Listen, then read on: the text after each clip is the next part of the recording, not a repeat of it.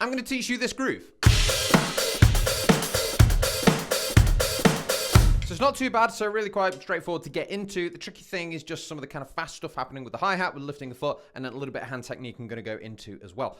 For the whole of this groove, it's just going to be kick, snare, kick, snare. So that part of the groove, really easy and straightforward to get into. But on the hi-hat, we're going to be playing groups of 3. So 2 16th notes and an 8th note. So think of it as 1 E and 2 E and there's a little gap after it where you'd put the So if you're counting 1 E and 2 E and 3 E and 4 E and, that's the kind of traditional count for it. Or you can think coconut, coconut, coconut, coconut, which is stupider but easier.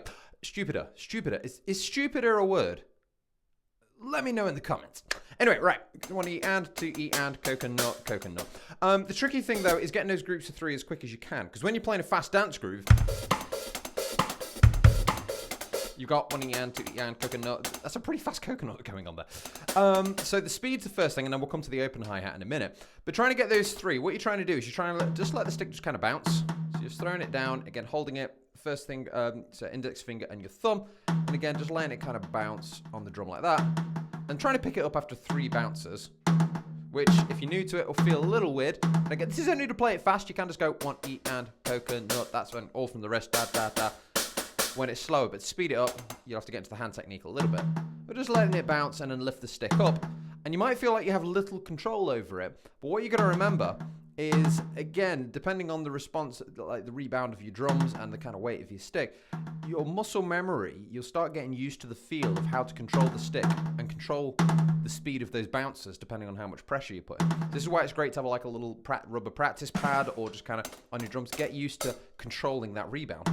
And picking it up after 3, and then if you want to, you can actually play the 3, let it bounce, and then on the 3, you can actually kind of snap your fingers to like 1, 2, 3, and then like use your fingers to kind of snap it away from the drum or the cymbal.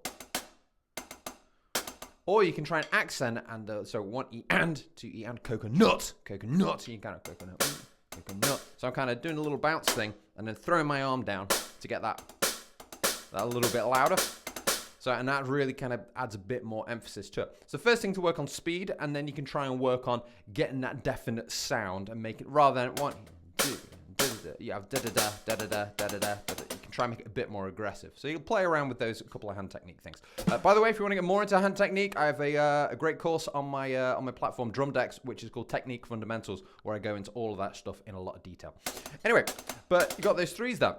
Then what we're going to try and do is we're going to open up the hi-hat for that 3rd note. So it's going to be coconut, coconut, and then we'll leave it open. So 1 E and, 2 E and, 3 E and, 4 E and. So just lifting the foot up there. And trying to coordinate that can be tricky, so spend some time with it. Again, stick on a random TV show or something, and just sit doing that, you know, for 20 minutes or so, and you'll probably never need to practice it again. The muscle memory will sink in. And then you'll gradually get that faster, and then working the bass drum and the snare drum. So bass drum with the hi-hat, 1 E and. So you're going to start with the first of the 3 with the bass drum, 1 E, lift the foot for the 3rd, and the same thing but now with the snare. Snare and hi-hat, hi-hat, open hi-hat. So bass E and, snare E and, coconut, coconut, bass and nut, snare and nut. That could be a thing. So bass and nut, snare and nut.